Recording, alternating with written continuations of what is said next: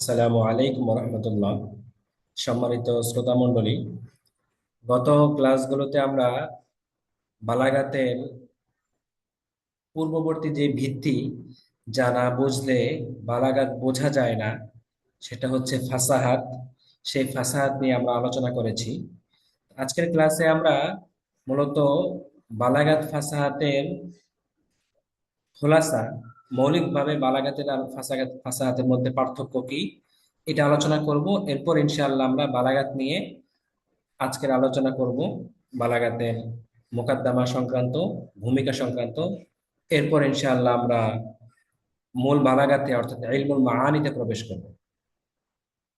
তো বালাগাত অলংকার শাস্ত্রের পথ, বালাগাত ও ফাসাহাত শব্দ, বাক্য ও পরিস্থিতির শৈল্পিক শৈল্পিক মেলবন্ধন।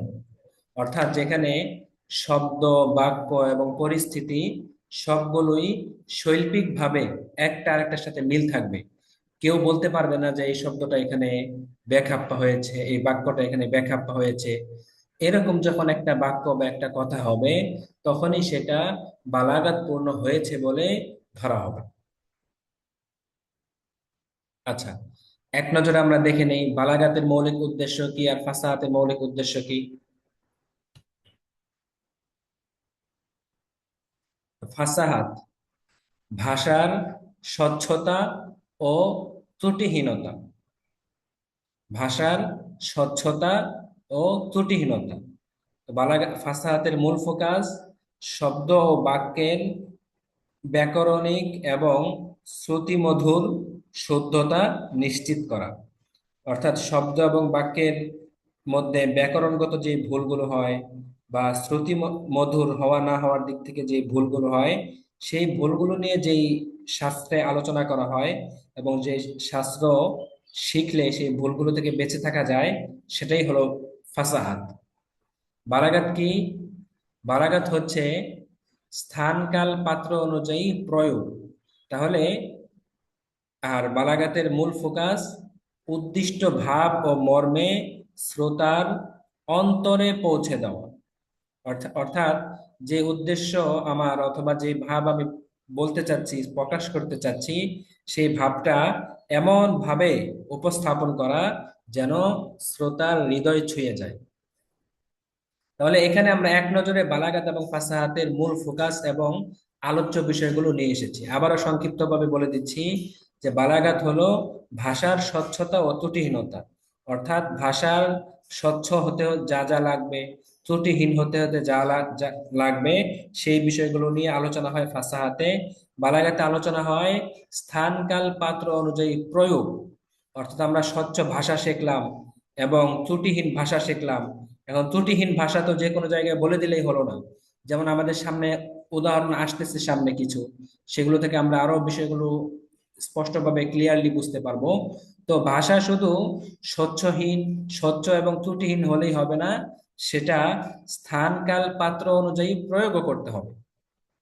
যদি স্থান কাল পাত্র অনুযায়ী প্রয়োগ করতে না পারি, তাহলে আমার সেই ভাষা যতই শুদ্ধ হোক না কেন, যতই শ্রুতিমধুর হোক না কেন, যতই স্বচ্ছ স্বচ্ছ হোক না কেন, সেটার কোনো মূল্য নেই যদি না সেটা স্থান কাল পাত্র অনুযায়ী প্রয়োগ হয়।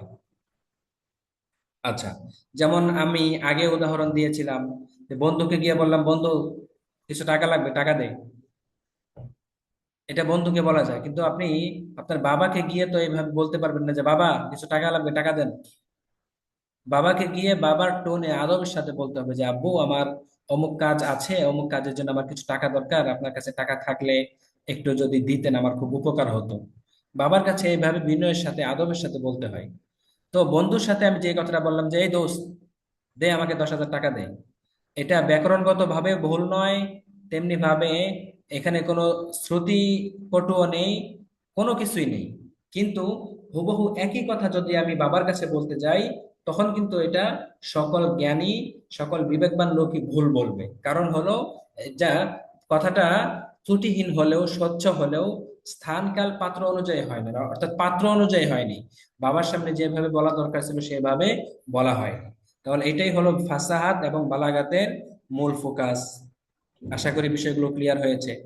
এরপর আমরা আরেকবার একটু রিভিশন দেই যে ফাসাহাত হওয়ার জন্য তিনটা ত্রুটি থেকে মুক্ত হওয়া আবশ্যক। একটা হলো তানাফুরুল হরুফ, যাকে বাংলায় বলে শ্রুতি কটুতা, অর্থাৎ এই দোষ থেকে বাঁচলে কি হবে, উচ্চারণ সহজ ও শ্রুতি মধুর হবে। এরপর 2 নম্বর দোষ হলো মুখালাফাতুল কিয়াস, অর্থাৎ ব্যাকরণিক ত্রুটি। তো এই ত্রুটি থেকে বাঁচলে বাঁচলে কি হবে, অর্থাৎ প্রচলিত শব্দ গঠন বা সরফের নিয়ম এটা রক্ষা পাবে। অর্থাৎ প্রচলিত শব্দ গঠন বা সরফের নিয়ম মানতে হবে আমরা যদি মুখালাফাতুল কিয়াস এই ত্রুটি থেকে বাঁচতে চাই। এরপর তৃতীয় যেই দোষ, সেটা হলো আল গরাবা বা অপ্রচলিত শব্দ ব্যবহার করা। তো এটা, এই বিষয়টা আমাদের খেয়াল রাখতে হবে ফাসাহাত হতে হলে, অর্থাৎ অর্থ সহজে বোধগম্য হতে হবে, দুর্বোধ্য হওয়া যাবে না। দুর্বোধ্য হলে আমার এই কথাটা বালাগাতপূর্ণ হলো না, এখানে বালাগাতের নিয়ম লঙ্ঘন হয়েছে বলে ধরা হবে, অর্থাৎ ফাসাহাতপূর্ণ হলো না। ফাসাহাতপূর্ণ না হলে তো বালাগাত হবেই না, কারণ আমি আগে উদাহরণ দিয়েছিলাম যে ফাসাহাত হলো একটা বিল্ডিং এর ইটের মতো। ইটগুলো যদি সোজা হয়, সুন্দর হয়, শক্তিশালী হয়, তাহলে দেয়ালটাও সোজা, শক্তিশালী, সুন্দর হয়। আর ইট যদি আঁকা বাঁকা হয়, ভাঙা হয়, তাহলে দেয়ালটাও দুর্বল হয়, আঁকা বাঁকা হয়, সুন্দর হয় না, অসুন্দর হয়। আচ্ছা। এরপর আমাদের এটা ছিল ফাসাহাতুল কালিমা। আর ফাসাহাতুল কালাম, ফাসাহাতুল কালামের জন্য তিনটা শর্ত, আমরা আগে এগুলো বিস্তারিত আলোচনা করেছি, এখন শুধু রিভিশন দিচ্ছি। 1 নম্বর হলো দুরফুত তালিফ, অর্থাৎ দুর্বল বাক্য গঠন। বাক্য গঠনের ক্ষেত্রে দুর্বল গঠন যেন না হয়, অর্থাৎ ব্যাকরণের দিক থেকে কোনো ধরনের প্রশ্ন যেন না থাকে, ব্যাকরণের স্বতঃসিদ্ধ এবং স্বীকৃত নিয়ম অনুযায়ী যেন আমার বাক্যটা হয়। অর্থাৎ বাক্যের পদবিন্যাস বা নাহব এর প্রসিদ্ধ নিয়ম ভঙ্গ করা, এটাকে বলা হয় জয়ফুত তালিফ। তো আমার বাক্যটা ফাসাহাতপূর্ণ হওয়ার জন্য শুধুমাত্র শব্দ ফাসি হলেই হবে না, বরং শব্দটা আমি যখন বাক্যের সাথে জড়িয়ে দিচ্ছি, মিলিয়ে দিচ্ছি, তখন সেই বাক্যটাও জরফুত তালিফ, ব্যাকরণগত কোন রকম দুর্বলতা থাকতে পারবে না। এরপর তাকিদ। তাকিদ 2 প্রকার আমরা আগেই জেনেছি, একটা হলো তাকিদুল লফজি আর একটা তাকিদুল মানবী। তো শব্দের ক্রম এলোমেলো করে ফেলা, যার ফলে অর্থ উদ্ধার করা কঠিন হয়ে যায়। আমরা আগে বিস্তারিত আলোচনা করেছি উদাহরণ সহ, এখন আর আলোচনা করে সেটা লম্বা করতে চাচ্ছি না। এরপর তাকিদুল মানবী, অর্থাৎ অর্থগত জটিলতা। অর্থাৎ একটা অর্থ এক অর্থে ব্যবহার হয়, একটা শব্দ এক অর্থে ব্যবহার হয়, সেটাকে ভিন্ন অর্থে ব্যবহার করা। যেমন যেমন আমরা এখানেও নতুন কিছু উদাহরণ এনেছি যেগুলো আমাদের আগের স্লাইডে ছিল না। যে মাথা পিছু 1 টাকা, আমাদের বাংলা ভাষায় মাথা পিছু 1 টাকা বলা হয়। মাথা পিছু 1 টাকা দ্বারা উদ্দেশ্য হলো যে মানুষকে মাথা দ্বারা বোঝানোর সামাজিক প্রচলন রয়েছে, অর্থাৎ মাথা পিছু 1 টাকা মানে যতজন মানুষ আছে ততজন 1 টাকা। কিন্তু এখন এটাকে যদি কেউ এইভাবে ব্যক্ত করতে চায় যে হাত পিছু 1 টাকা, তখন কিন্তু এটা ভুল হবে, কারণ মানুষকে হাত দ্বারা বোঝানোর প্রচলন নেই, এখানে ফাসাহাত নষ্ট হয়েছে। তো যেই শব্দটা যেভাবে সমাজে প্রচলিত আছে, যে অর্থে সমাজে প্রচলিত আছে, সেটাকে সেই অর্থেই ব্যবহার করতে হবে। ভিন্ন কোনো শব্দ এই অর্থে অথবা এই শব্দ ভিন্ন কোনো অর্থে ব্যবহারের কোনো রকম সুযোগ নেই। যদি আমি ব্যবহার করি তাহলে আমার ফাসাহাত নষ্ট হবে। তারপর বাংলায় আরেকটা উদাহরণ হলো, তোমার লম্বা হাত, তা অমুকের হাত অনেক লম্বা, মানে সে দানবীর, দানশীল। এটা আমরা বাংলা ব্যবহার করি, তার হাত হাত অনেক লম্বা, সে অনেক দান করে।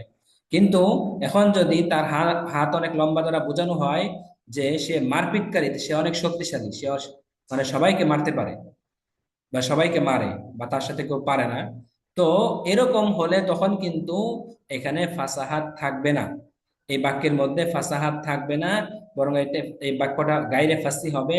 আর বাক্য গাইরে ফাসি হলে সেটা এমনিতেই গাইরে বালিগ হবে, গাইরে ফাসি কখনো বালিগ হওয়ার সুযোগ নেই।